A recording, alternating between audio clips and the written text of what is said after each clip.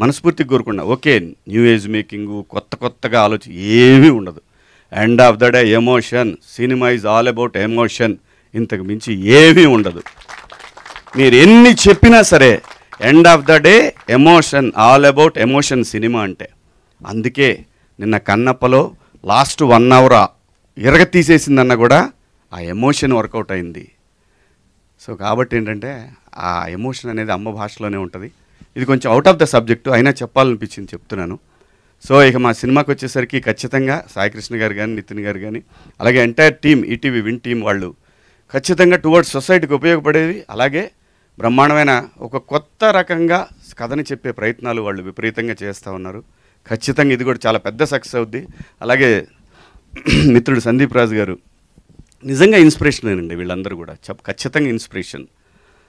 మనకి towards art పట్ల dedication ఉంటే జాతీయ స్థాయికి వెళ్ళొచ్చు అని చెప్పి ప్రూవ్ చేశాడు ఆయన. సో అలాగే తమ్ముడు సుహాస్ కానివ్వండి, ఇవాళ అటు నుంచి ఇటు రాకుండా మనోడిని ఇక్కడి నుంచి అక్కడ తీసుకెళ్లారు, విచ్ ఇస్ గ్రేట్. నిజంగా చాలా సంతోషం.